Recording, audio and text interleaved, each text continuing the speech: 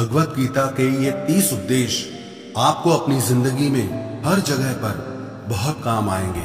जिंदगी की हर मुश्किल में आपको राह दिखाएंगे। ये दिव्य उपदेश, ये बातें जानना समझना आपके लिए बहुत जरूरी है।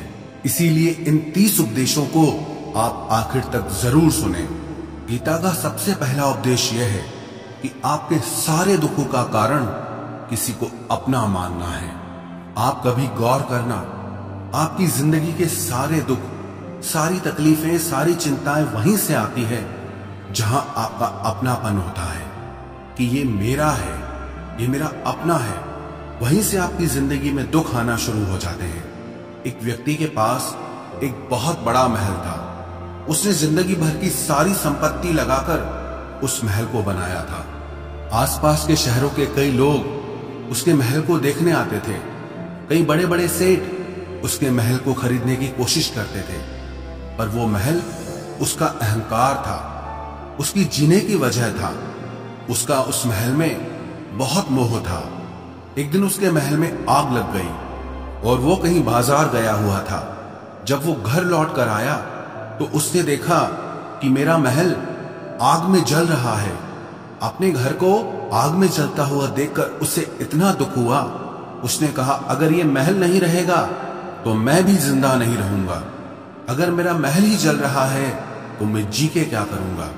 वो भी उसी आग में छलांग लगाने की कोशिश करने लगा। तो किसी ने उसे रोक लिया कि भाई, ये जो तुम्हारा महल है, इस महल का सौदा कल तुम्हारे बेटे ने किसी के साथ कर लिया है। जब उसे पता चला कि ये महल अब मेरा नहीं रहा, किसी और का हो चुका है, तो उसकी सारी चिंता खत्म हो गई। जैसे और लोग उस जलते हुए महल को देखकर तमाशा देख रहे थे, वैसे ये भी खड़ा हो गया। इतनी ही देर में उसका बेटा आया। वो अपने बेटे को देखकर बहुत प्रसन्न हुआ। उसे आशीर्वाद देने लगा कि तेरे जैसा बेटा तो बहुत भाग्यों से मिलता है। तूने तो मेरी जिंदगी बचा ली। आज इस घर में आग लगी है और तूने कल ही इसका सौदा कर दिया। वो अपने पिताजी से कहने लगा कि पिताजी, मैं इस महल के सौदे के लिए बात तो करने गया था, पर सौदा अभी पक्का हुआ नहीं है। जब उसके पिता ने यह सुना कि अभी इस महल का सौदा हुआ नहीं है, तो वो फिर फूट फूट के रोने लगा। फिर अपनी छाती पीटने लगा। महल वही है, इंसान वही है, लेकिन जब महल मेरा है तब वो दुख भी देता है, खुशी भी देता है। लेकिन जब वो मेरा नहीं है, उससे मेरा कोई रिश्ता नहीं है, तो सारे दुख ही खत्म हो जाते हैं। ऐसे ही जिंदगी में जब किसी जगह को, किसी इंसान को, किसी रिश्ते को, किसी काम को हम अपना मान लेते हैं, मेरा मान लेते हैं, तो वहीं से ही सारे दुखों की शुरुआत होती है। वहीं से हर तकलीफ की शुरुआत होती है।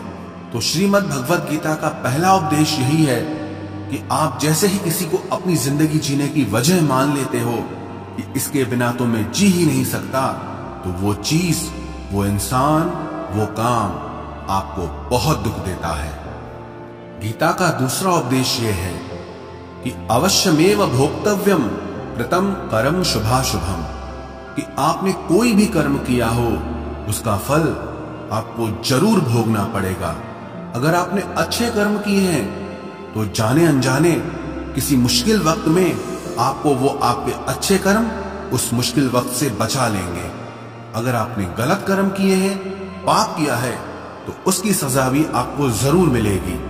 वो इंसान कितना ही छुप कर कर्म करे, चाहे वो कितना ही चालाकी से कर्म करे, लेकिन कहते हैं कि उस परमात्मा के, ईश्वर के चारों तरफ कैमरे लगे हुए हैं।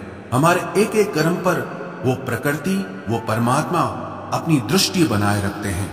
हमारे एक एक कर्म का हिसाब होता है। एक गांव में 2 मित्र रहते थे। उन दोनों ने विचार किया कि इस गांव में हम धन नहीं कमा पा रहे। वो दोनों धन कमाने के लिए शहर में चले गए। कुछ वर्ष वहां रहकर उन्होंने काफी धन कमाया। फिर सोचा कि अब हम अपने घर वापस चलते हैं। पर्याप्त मात्रा में हमने धन कमा लिया है। उस समय पे यातायात की इतनी सुविधाएं नहीं होती थी। वो अपने बैलों पर ही यात्रा कर रहे थे। चलते चलते मार्ग में रात हो गई, तो उन्होंने विचार किया, आज रात हम यहीं विश्राम करते हैं। एक मित्र ने कहा कि मैं यहाँ पर रहकर धन की रक्षा करता हूँ, तुम बाजार जाकर भोजन की व्यवस्था कर लो। जब वो मित्र बाजार गया तो उसके मन में पाप आ गया। उसने कहा, इतना पैसा हमने कमाया है, अगर मैं इसको यहीं जंगल में मार दूं तो सारा पैसा मेरा हो जाएगा, नहीं तो मुझे इसका आधा धन इसको देना पड़ेगा। मन में ये खोट आने पर उसने अपने मित्र के खाने में जहर मिला दिया, और जब वो खाना लेकर के अपने मित्र के पास गया, उसका मित्र वो जहर वाला खाना खाकर वहीं पर उसकी मृत्यु हो गई। वो व्यक्ति सारा धन लेकर के अपने घर वापस आ गया। फिर उसके घर में एक पुत्र ने जन्म लिया। जब उसका बेटा पैदा हुआ तो वो बहुत बीमार रहता था। उसने अपने जीवन में जो कुछ भी धन कमाया था, उसका वो सारा धन अपने बेटे के इलाज में ही खत्म हो गया। बेटा बड़ा होता गया और उसका धन नष्ट होता गया। जब उसका बेटा थोड़ा बड़ा हो गया तो उसके पिता ने पूछा कि बेटा, तू इतना बीमार क्यों रहता है, तू ठीक क्यों नहीं होता? मैंने अपनी जिंदगी का सब कुछ तुझ पे लगा दिया, पर फिर भी तेरी तबीयत ठीक नहीं रहती। तो उसके बेटे ने बोला, कौन सा बेटा और कौन सा पिता?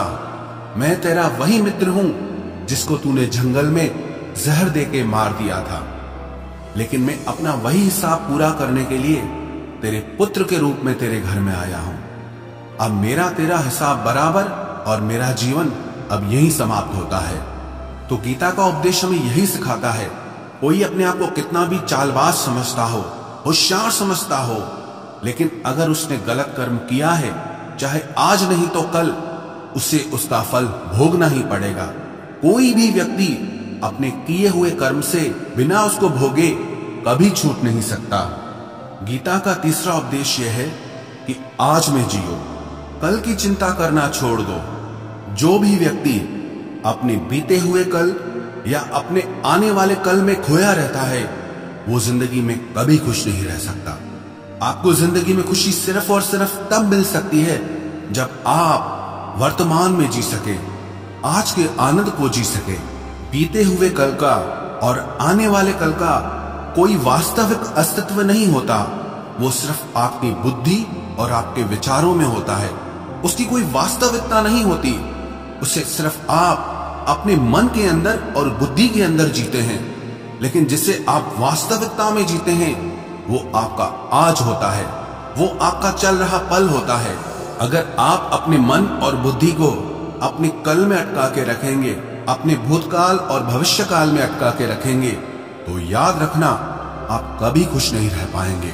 और अगर जिंदगी में खुश रहना चाहते हैं तो आज में और इसी पल में जीना सीखें। गीता का चौथा उपदेश यह है कि जो आपके साथ अधर्म करे, पाप करे, गलत करे, उसे दंड जरूर देना चाहिए। अगर आप उसे सहते हैं तो वो आपके साथ और गलत करता है। अगर आप उसे सहते हैं तो उसके पाप में आप भी भागीदार हो जाएंगे। अर्जुन श्री कृष्ण से कहने लगा कि जिनसे मैं युद्ध करने जा रहा हूं, ये सब मेरे भाई हैं, मेरे गुरुजन हैं, मैं इनके सामने कैसे हथियार उठाऊं, इनको कैसे मारूं?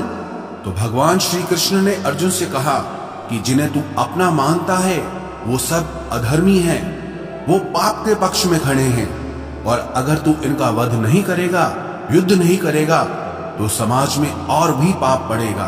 क्योंकि जब कोई ऐसे पापियों को नहीं रोकता है तो ये और भी ज्यादा पाप करते हैं। ऐसे ही जब आपके साथ कोई गलत करता है, आपको चोट पहुंचाता है, दुख पहुंचाता है, और आप वो चुपचाप सहते रहते हैं, तो उससे सामने वाले को बल मिलने लगता है, वो आपको कमजोर समझने लगता है, और आपके साथ गलत करने को वो अपना हक समझने लगता है।